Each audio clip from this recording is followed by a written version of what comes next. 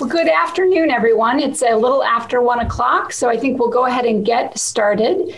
My name is Elia Hopkins. I'm the Director of Community Engagement in Southeast Minnesota for the Mayo Clinic Health System. And on behalf of the Community Engagement team, welcome to today's webinar on COVID-19 updates in the Southeast Minnesota region.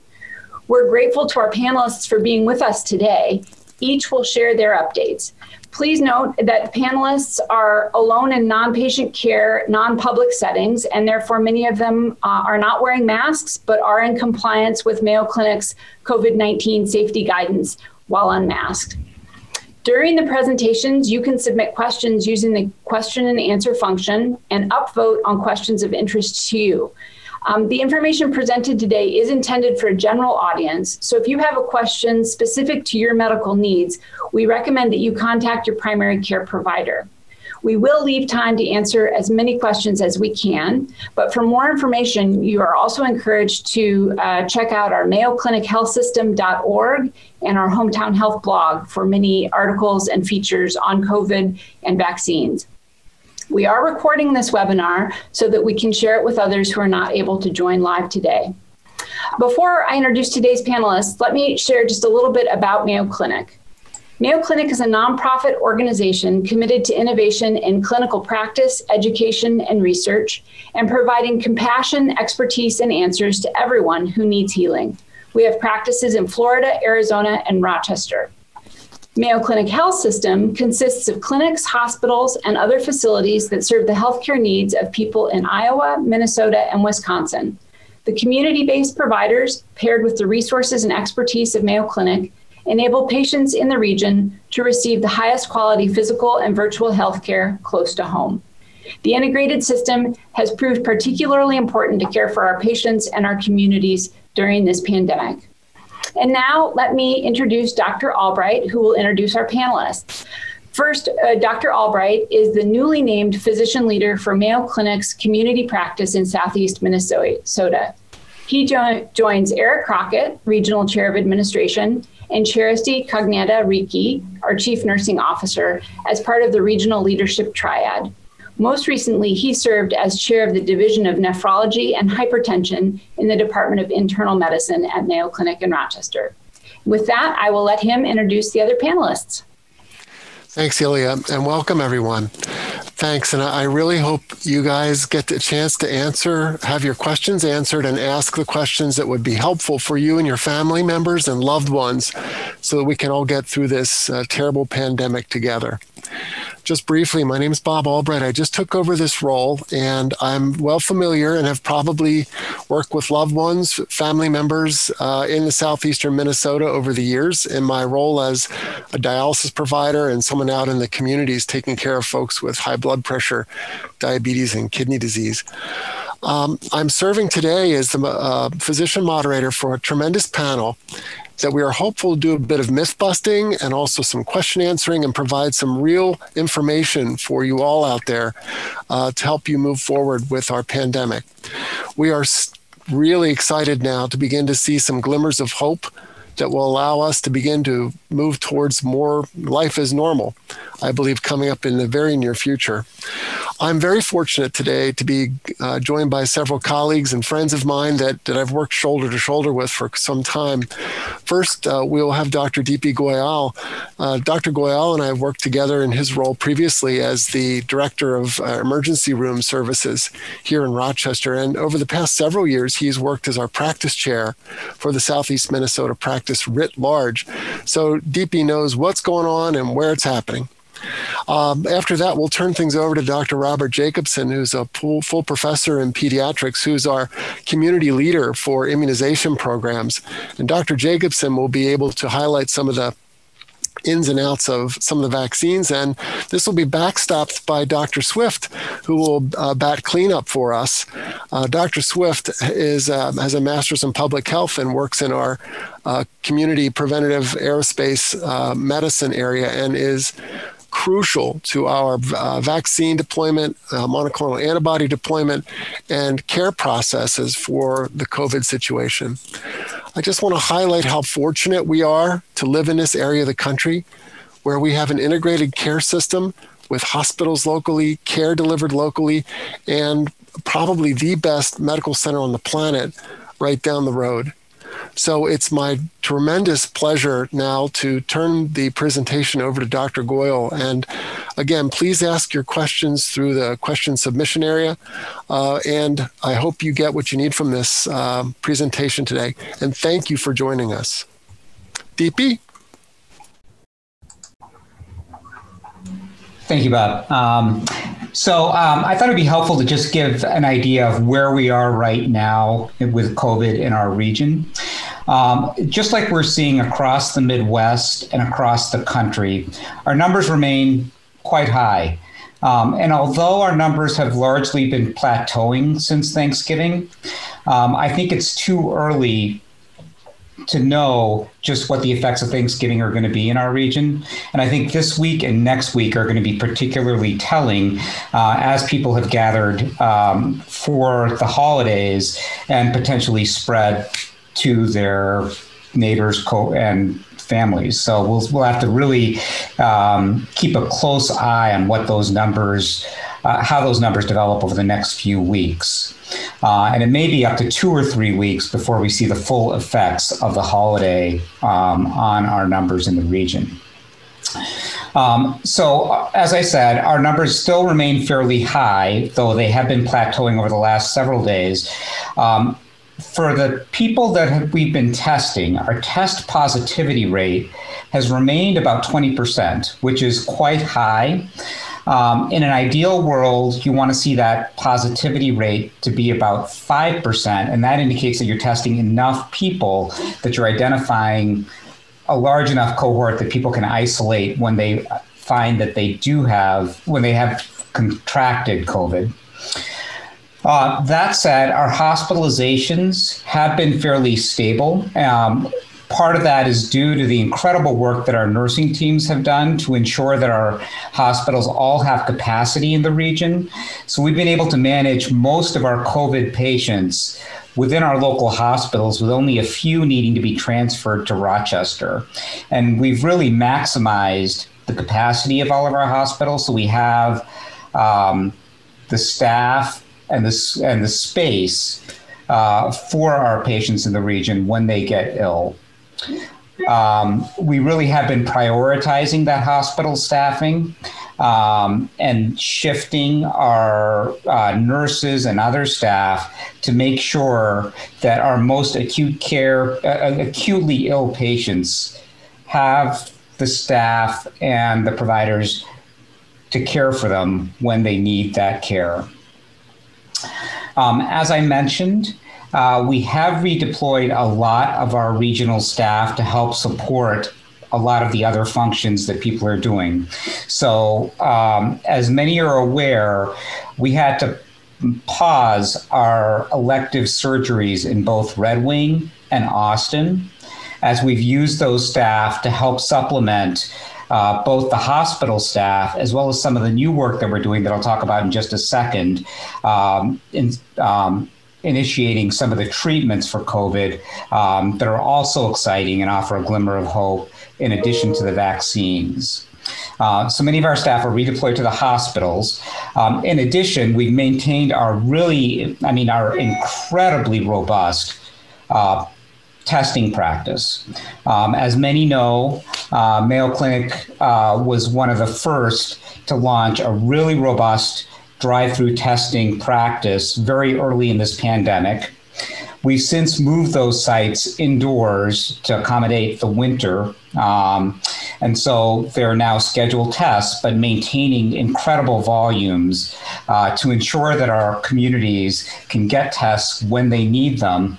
And not only do they get the tests, but we have an incredible team that monitors the results of those tests and notifies patients as soon as those tests come back as positive so that they can isolate and are aware of the things that they need to do to keep themselves and their families safe. And finally, the last place that our staff have been redeployed is for some of the new work that's being done around some of the treatments for COVID-19. There's really two that we've been doing in Red Wing and Austin. One of those relates to patients that have been hospitalized so that we can help them get out of the hospital more quickly and get back home, and yet still give them the advanced treatments that they need as outpatients with things like remdesivir, which can decrease the severity of their COVID infection. And then the other really exciting new development is monoclonal antibodies. These are drugs that are given to help patients who haven't yet been exposed to COVID mount a more rapid immune response. And the studies have shown that receiving these monoclonal antibodies can significantly decrease how severely ill some of our patients that are highest risk may get. So it's been shown to decrease the hospitalization rate for some of our most complex patients who develop COVID-19. And we have an incredible team managing the region that goes through all of the patients every day that have COVID-19 and risk stratifies them to really identify every one of them that would most benefit from this exciting new treatment. That team then contacts the patient and consents them to get that infusion in either Austin or Red Wing. Now, our supplies of the monoclonal antibody are limited, and they're limited by the state. We get allocated a certain number, and we don't choose that number. It's based on the production and the distribution across the country. But our goal is to really use every dose that we get in our patients that can use them most. And so, for patients that get contacted, I would just really encourage you to seriously consider receiving this treatment because it's really effective when it's given early on in the disease, before people get severely ill. And so that's kind of where we are right now with COVID-19. Now we're all looking forward to the vaccine, which is the next part of this session. And so I would like to turn it over to Dr. Jacobson to talk about the vaccines. So thank you, Bob. Thank you for having me. I appreciate the opportunity to speak to the community. I'm the medical director for primary care immunizations for Southeast Minnesota. I'm familiar with the vaccines across the ages that we've used here in Southeast Minnesota that your primary care providers and nurses recommend that you receive. These new vaccines bring with them the sense of hesitancy. The hesitancy isn't really new. We've actually been dealing with that. About a third of us tend to be hesitant about recommendations of taking a preventive when we're well. Your providers work with you to make recommendations and help you overcome the hesitancy that you have towards vaccines. Your providers' tools in overcoming that hesitancy are a reliance on 5 things that I want to talk to you about, both in terms of vaccines in general and in terms of the new vaccines that we're going to have to battle COVID-19. First of all, your providers depend on a source of recommendations. That is, Mayo Clinic and Mayo Clinic's providers depend on a system of recommendations that come from the Food and Drug Administration, the Centers for Disease Control and Prevention, and the Advisory Committee on Immunization Practices. The Food and Drug Administration makes sure the vaccines are manufactured the way the manufacturer said they would and are tested in randomized controlled trials in thousands or tens of thousands of patients before they're licensed as proven to be effective and safe. The Centers for Disease Control put together data on whether or not these safe and effective vaccines are needed. You should know that a good 20 or 30 vaccines are licensed by the Food and Drug Administration that are not needed in the U.S. and are not recommended.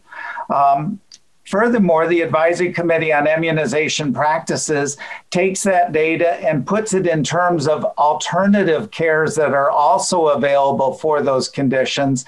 And then it is that independent group that actually makes the recommendations that Mayo Clinic and your providers depend on. Not the FDA, not the Centers for Disease Control, but the Advisory Committee on Immunization Practices.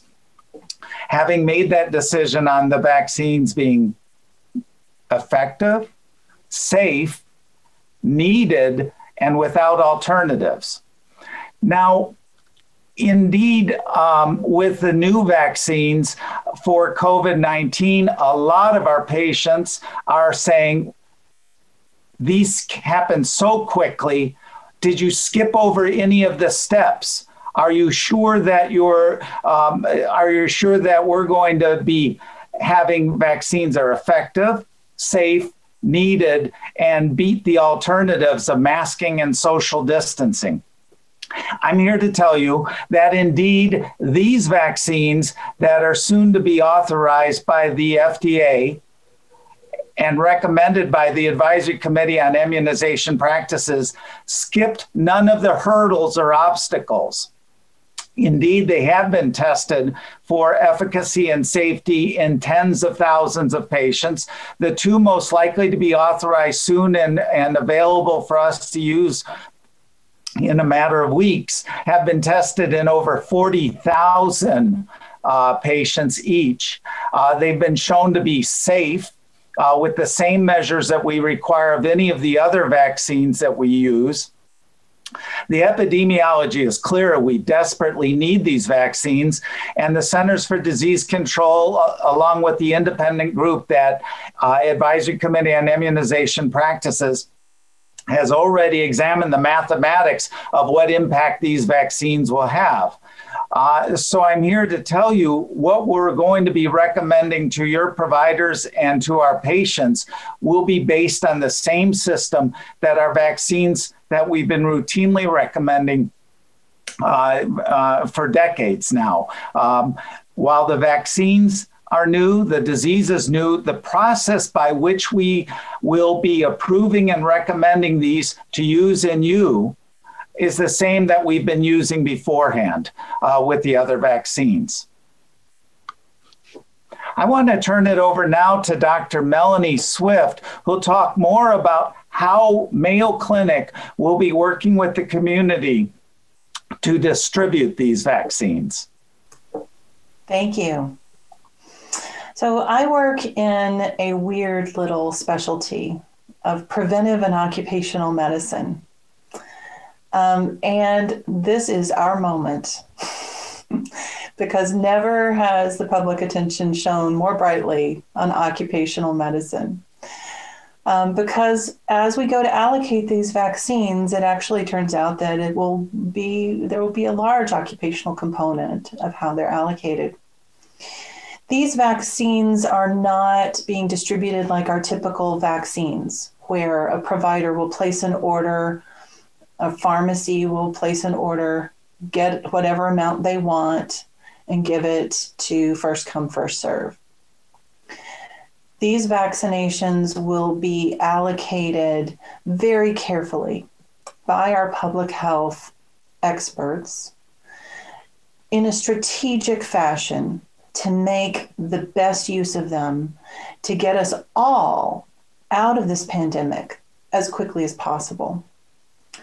In determining who to vaccinate, one fundamental that you should all know is that the intent is to vaccinate everyone. There will be enough vaccine for everyone in the United States who wants it before the year is out. However, we will not have enough vaccine nor enough infrastructure to give it to everyone on day one. So there have been months of deliberations about how to fairly, equitably, safely, and effectively allocate this vaccine at first while supplies are limited. Last week, you may have heard in the news that the Advisory Committee on Immunization Practices voted and made an interim recommendation for the very first tip of the iceberg group of people to get the first doses of vaccine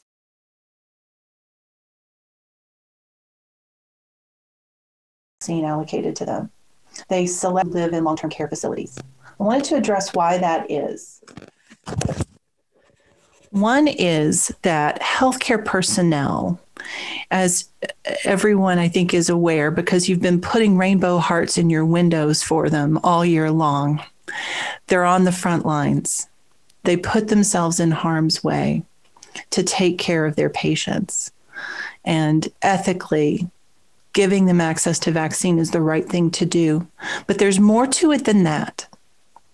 We know that healthcare personnel have a high rate of vaccine uptake. They look at the data, they ask questions, and they make sure that this is something that makes sense for them to take, and then they roll up their sleeves and they take it. And that gives all of us trust and confidence that these vaccines are safe to take. So by vaccinating healthcare personnel, they can set an example that will put this program on a good footing for better uptake going forward. And finally, it's just feasible to do. We know where they are, and we can take vaccine to them. So when we have 21 million healthcare personnel in the United States. And when I say personnel, I don't mean just doctors and nurses. I'm talking about the people who clean the rooms, the people who deliver food trays, the people who make everything work, the people who change the light bulbs in the ICU. Everyone is included in this so that we can provide broad coverage that will help our communities be safer as well, but also make these environments of care as safe as possible. The other group of people allocated in this first round are people who live in long-term care facilities. And this was a change from what we originally anticipated. But the reason for this is that although there's only 3 million people in the United States who live in long-term care, they accounted for just 6% of COVID cases so far, but 40% of deaths. Another factor is that we have more vaccine coming down the pipeline, and we have a national program that will, through a partnership with commercial pharmacies, will deliver vaccine directly into the long-term care facilities. So this does not interrupt the supply of vaccine to our healthcare personnel.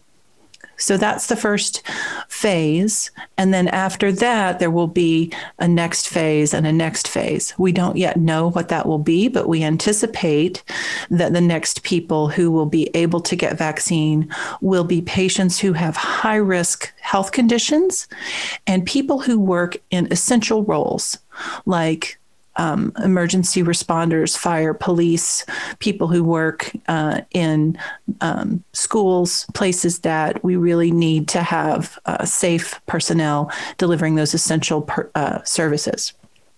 The vaccine is allocated by the state, and each state will tell the manufacturer how many doses to ship where. And so we at Mayo Clinic are following all of the state and federal recommendations for how we allocate this vaccine.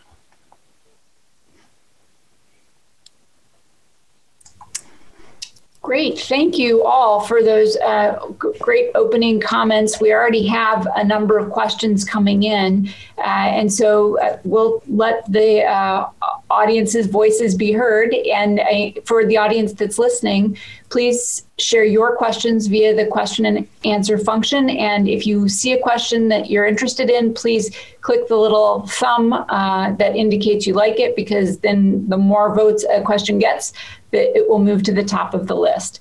So the first question that comes up is one that I'm sure is on many of our minds.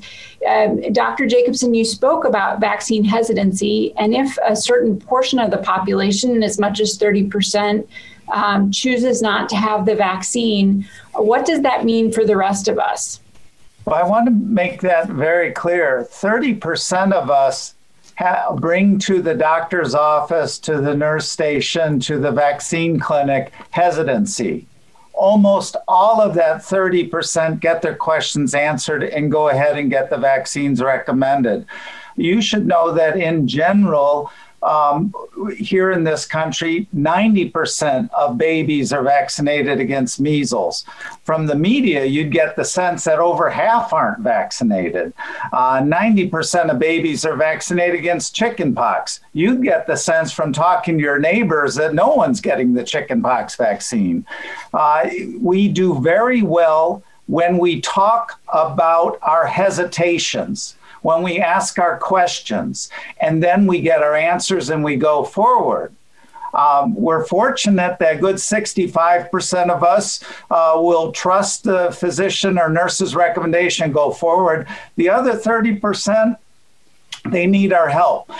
Dr. Swift and Dr. Verk, her colleague in leading this system, is making sure that your providers and nurses across Southeast Minnesota are informed about these new vaccines and can answer your questions. So our goal is to work with the 30% of us who have that hesitancy and get their questions answered.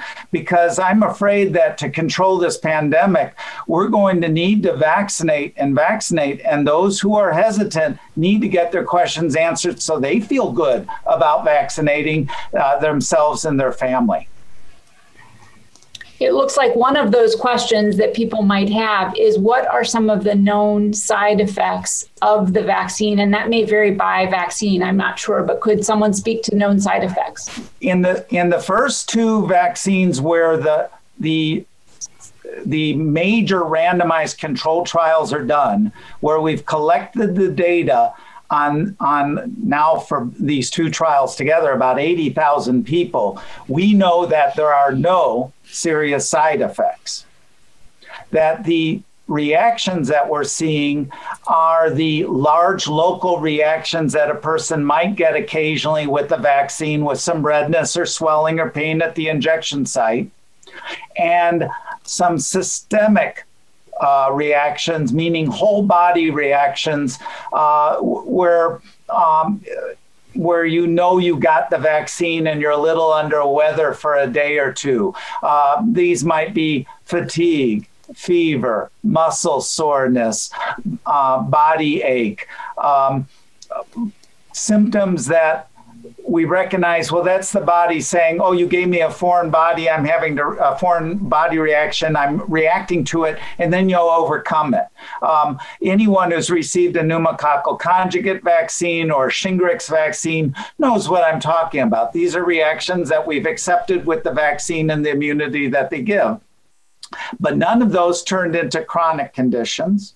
None of those turned into issues where the person needed emergent medical attention.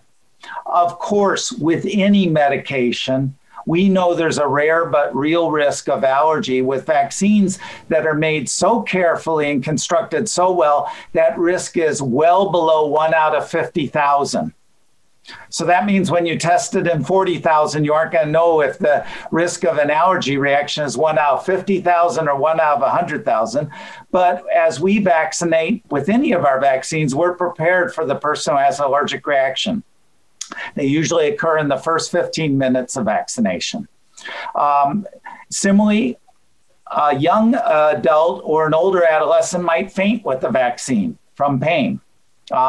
Actually, I've had patients faint from the nasal spray.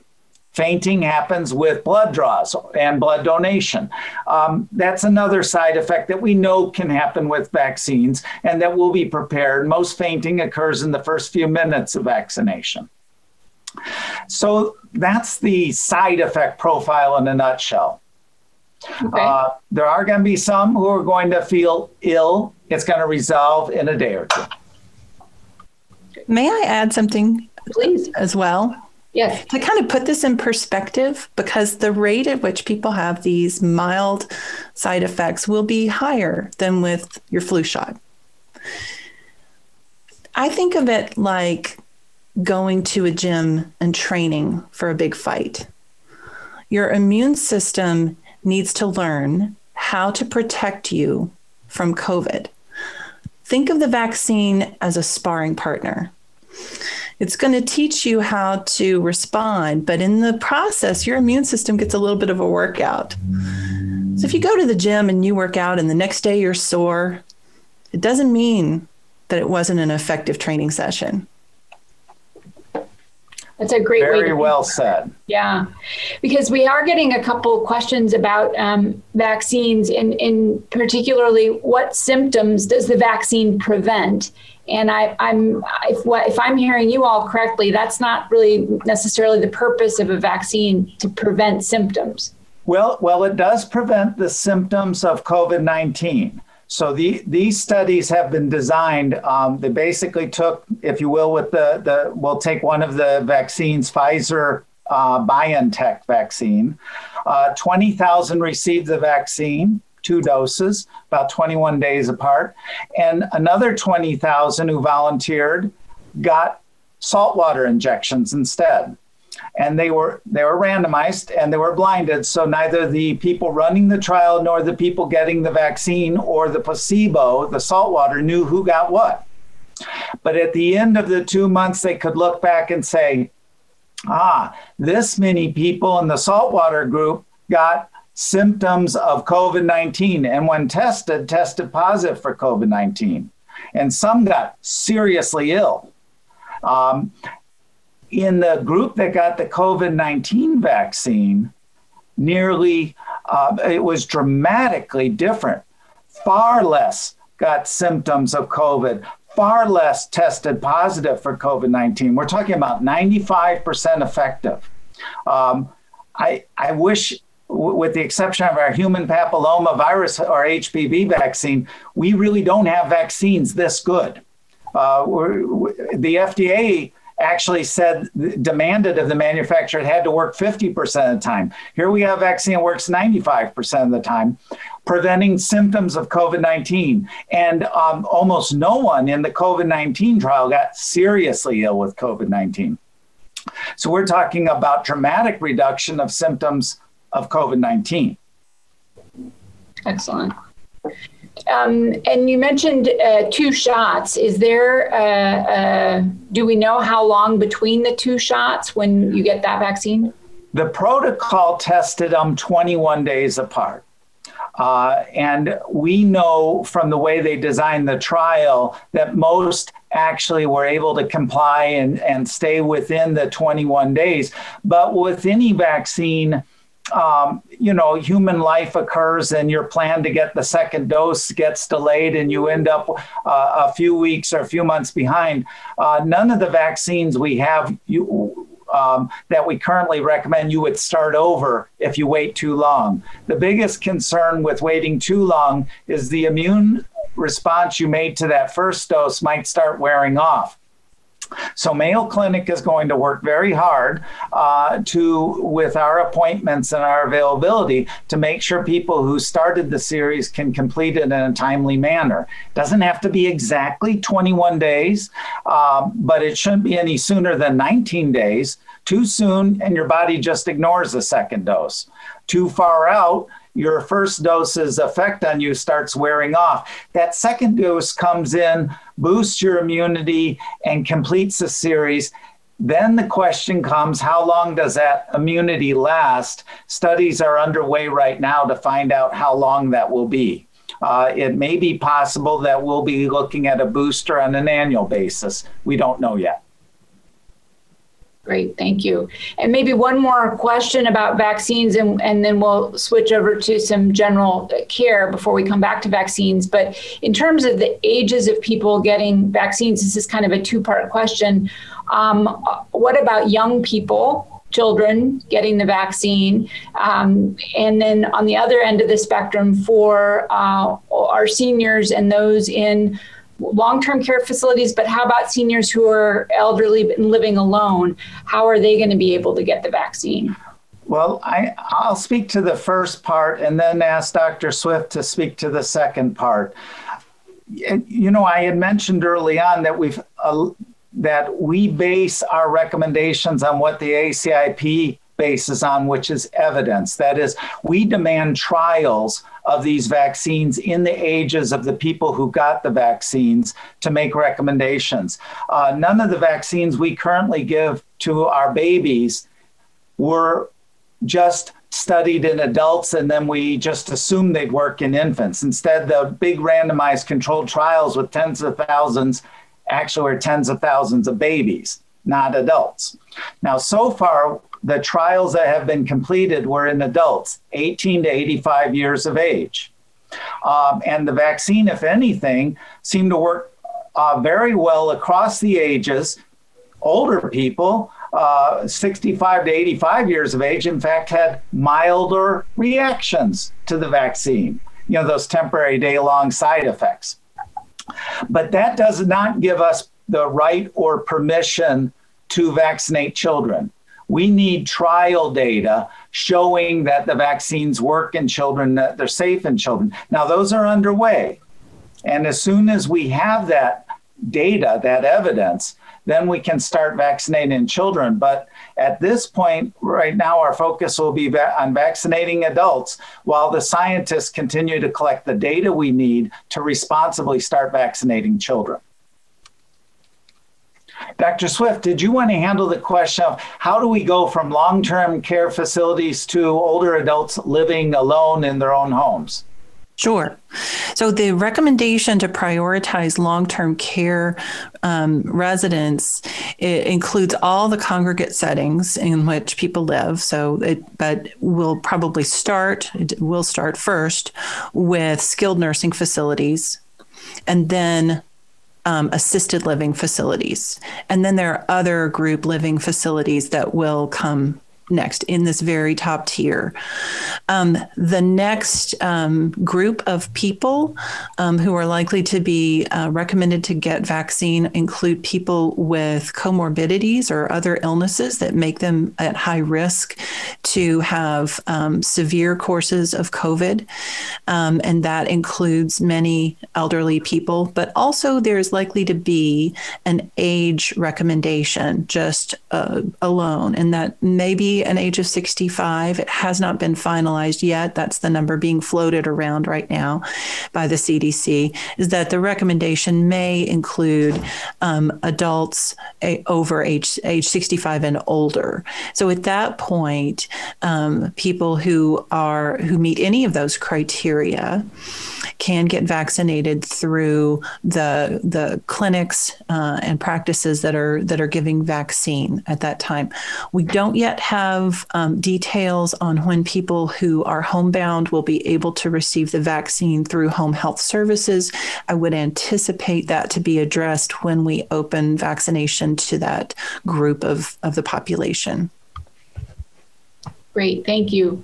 We'll come back to the topic of vaccines because there still are a number of questions, but there are some other questions, and we want to remind people that general care is still available. And if you do feel like you've got an urgent need or a routine matter that needs to be taken care of, all of our facilities are able to see you. But Dr. Albright, there's a question about some changes that were recently announced in Southwest Minnesota regarding some of the regional clinics and needing to pull staff from those.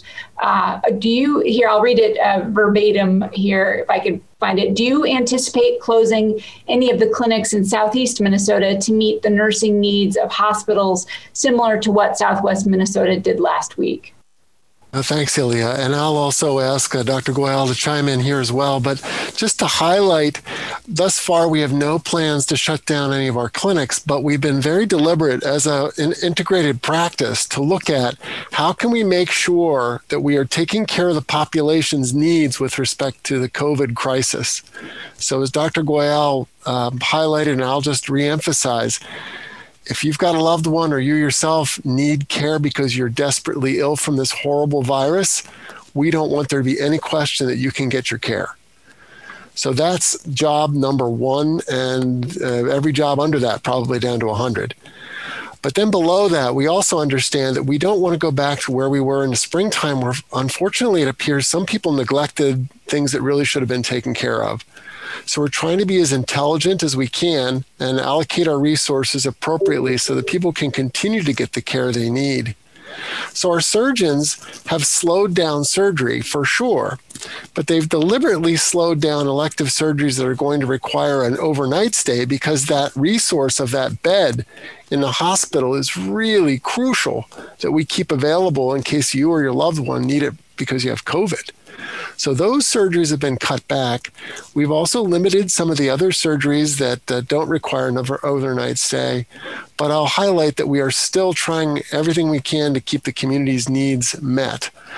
I will then highlight that Dr. Goyal and I were on a call just yesterday evening where we recognized that in Southeast Minnesota, we're not going to have enough nursing staff to run the clinic with business as usual. So we're not going to close the clinic, but what we are going to do with the tremendous work of our desk personnel and appointment teams is they're going to reach out to people, and we're going to try everything we can to take care of those patients directly via video and phone in their homes. So, one of the trite sayings is that every cloud has a silver lining, and we can start to figure out how we can take care of you and your loved ones at home safely and effectively, maybe indirectly because of this crisis. So again, I think I'd maybe make sure I didn't say anything that was incorrect. Dr. Goyal? I think you covered it perfectly, Dr. Albright. So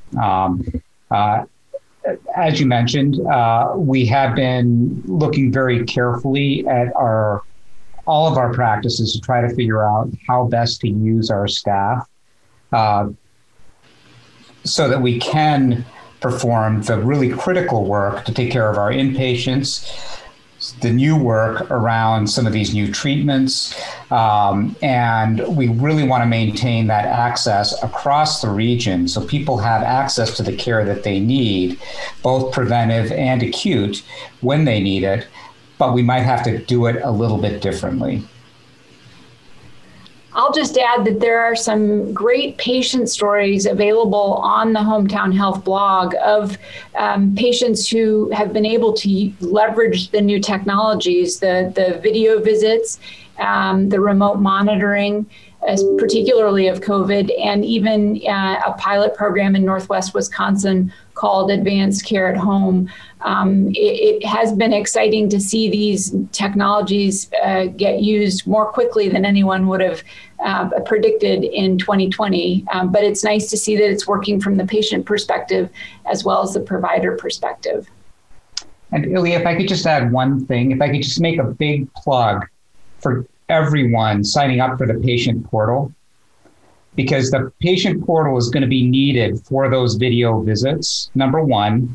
And number two, when the vaccines get deployed broadly, you're going to want to schedule your vaccine appointment through the portal, because I can tell you now, the phone lines are going to be long because everyone's going to be calling to schedule those appointments. So having access through the portal is going to be the most efficient way for you to schedule your vaccine when it becomes available. Great point. And for those who don't already have a patient online service account or the app on your phone, if you go to mayoclinic.org or mayoclinichealthsystem.org and search for patient online services, you will get all the instructions you need to sign up and create your account. Parents can even create accounts for their minor children. And it is really a great resource to not only have all your information in one place, but as Dr. Goyal suggests, be able to schedule appointments for the vaccine coming soon. Well, and speaking of the vaccine, that seems to be a popular topic in the Q&A. So I'll throw it back to Dr. Jacobson and Dr. Swift. There are some questions, a variety of different versions of this, but if you've had COVID, or do you need a COVID negative test before you get vaccinated? What's the relationship between having had COVID or getting tested to find out if you have COVID before you get the vaccine? The experts across the country, actually across the world, have weighed in on this because evidence so far shows that immunity to COVID-19 as measured by antibodies seems to wane after 3 months. No one wants you to rely on a past history of COVID-19 instead of vaccination for your immunity. it may seem strange that the disease doesn't give good enough immunity as the vaccine, but that's actually often the case. For example, with the tetanus vaccine, you get no immunity from stepping on a rusty nail and getting lockjaw. The only way you can get immunity is through the vaccine. The experts feel that as long as you're not having a new exposure to COVID-19 or new symptoms of COVID-19, you don't need to be tested negative for COVID-19 to get the vaccine. That'd be an unnecessary hurdle. On the other hand, if you've been exposed, if you have symptoms, we want you tested for COVID-19 to take care of you. You can get the vaccine when you recover and you're in your convalescent phase. Great.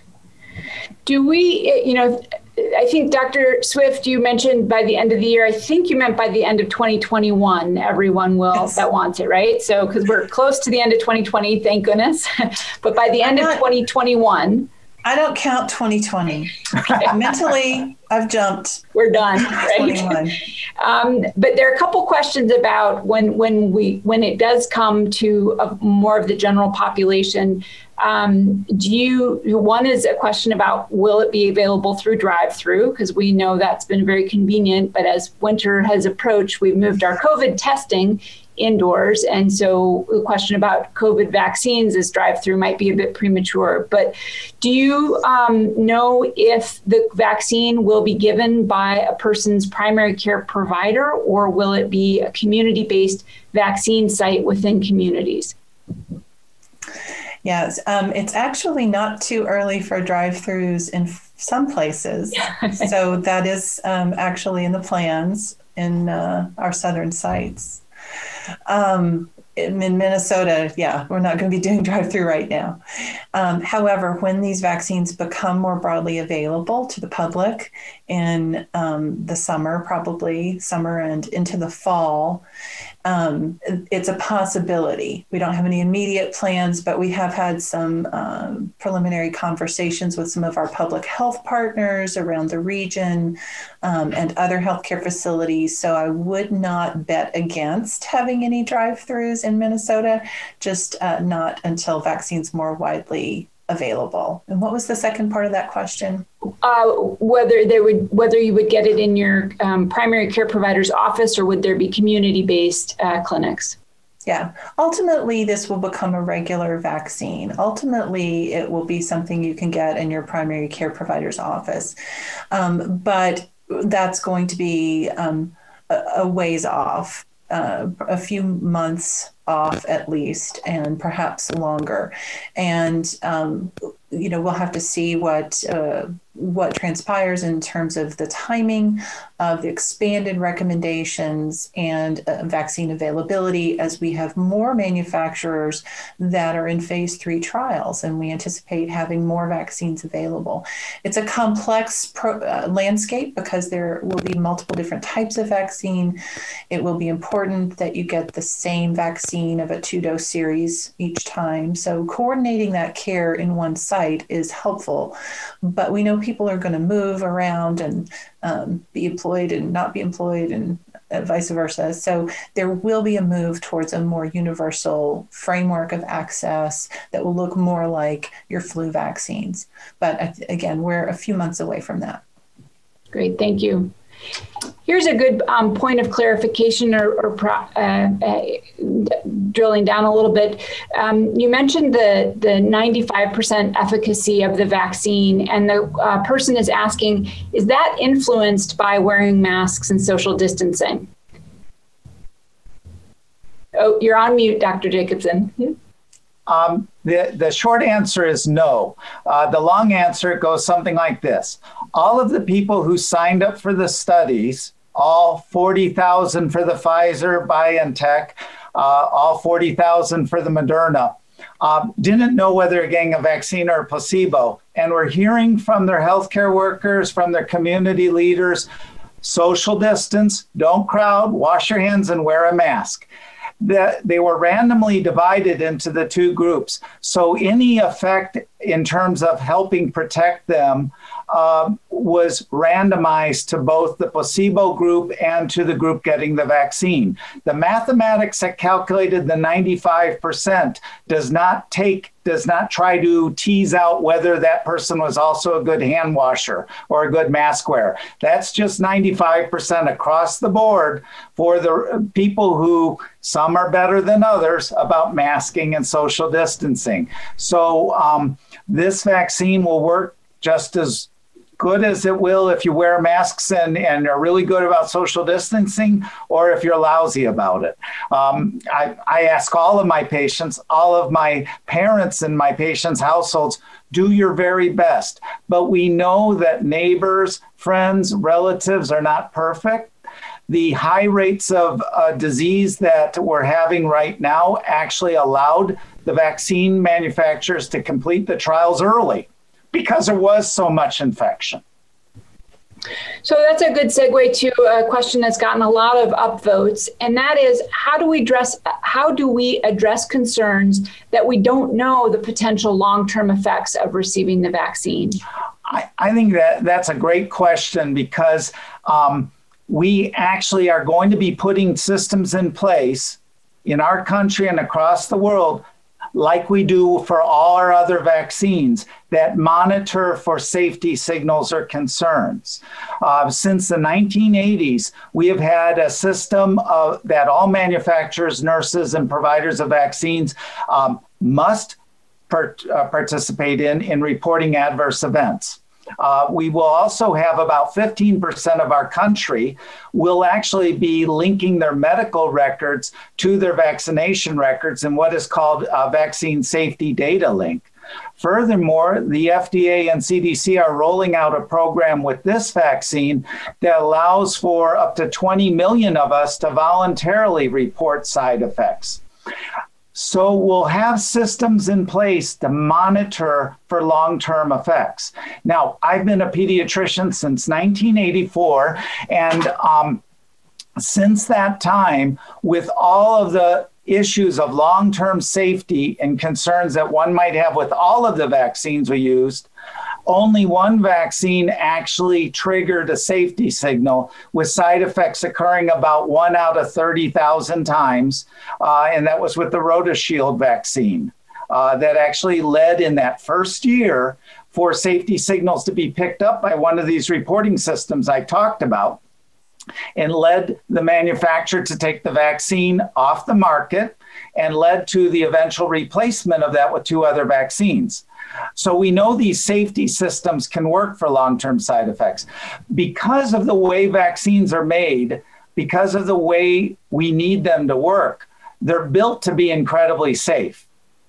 And the FDA actually has, as part of its mandate, the monitoring of lot-to-lot consistency, and the monitoring of the manufacturer make sure that all the testing we've done so far continues to be valid for the doses made next year and 10 years from now and 20 years from now. So I would say I wouldn't be surprised if 10, 20 years from now we look back and we say we did a huge amount of work to show that there's no problem. It is a very rare thing for a vaccine to show a long-term side effect. We have done dozens and dozens, if not hundreds of studies here at Mayo Clinic and across the region looking at vaccine safety, and have not found long-term safety signals of concern. Great, thank you. Perhaps one more question, and Dr. Goyal, I'm going to send this one to you. It's not an easy one, but so sorry, I apologize early on. But, there's a question here about COVID in the context of the Rochester homeless population, but I guess I would ask that in a little broader way. And that is, we know nationwide and in our own communities that COVID has had a disproportionate effect on minority populations and those that have a harder time accessing healthcare. Can you speak to that of how that is taken into consideration as we look to test and treat and roll out the vaccines to all parts of our community? Yeah, I'll be happy to take a stab. I encourage anyone else on the call to chime in as well. Certainly, we recognize the disproportionate impact that COVID has had on some of these vulnerable populations.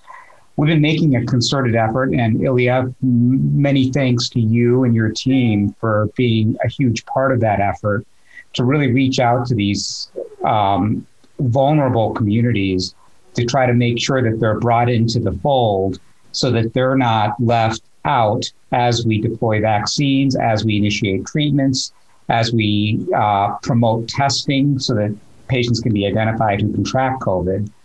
And so, I think there has been a lot of work done to reach out to these communities to not only talk about diagnosis and treatment, but also emphasize the importance of some of the safety measures in terms of masking, distancing, hand washing, et cetera, to really reach these communities to get them to understand and recognize how important those measures are going to be to protect them. With regards to the homeless community in particular, I will say that many of our shelters have been doing just yeoman's work in trying to protect our homeless population. These people are extremely vulnerable. They live in congregate settings a lot of times.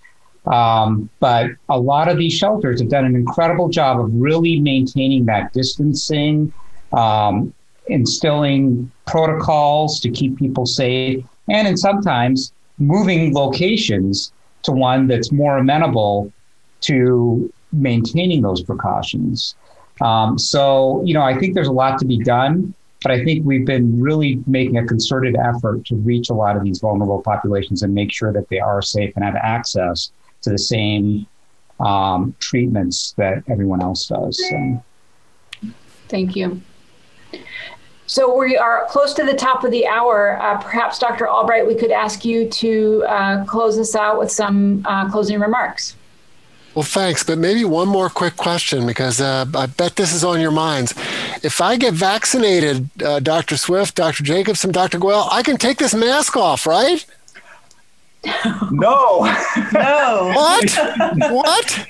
No, Yeah. we still need to practice all of our approaches of masks, social distancing, avoiding crowding, and hand washing until all of us have been vaccinated, until we have this disease under control. The vaccine is an important part of it, but just because you got the vaccine doesn't mean someone else got it. And if it works in 95% of us, it means it doesn't work in 5% of us. And they need our protection while we're getting this pandemic under control. Thank you. That was the appropriate umbrage I was hoping for.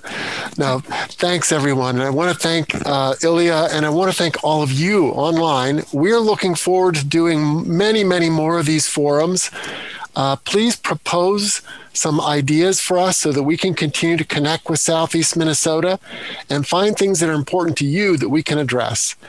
The true gift we have is this depth and breadth of expertise here. We've got the researchers that do all the studies, we've got the scientists that do the work, and we've got the practitioners that help bring this right to you, our most treasured patients. So thanks everyone for what I thought was a terrific event. I learned a lot. I hope you did too. Please take care of yourselves. My warmest wishes for you and your loved ones to have a happy and safe holiday season, and wear your mask. Thanks everyone.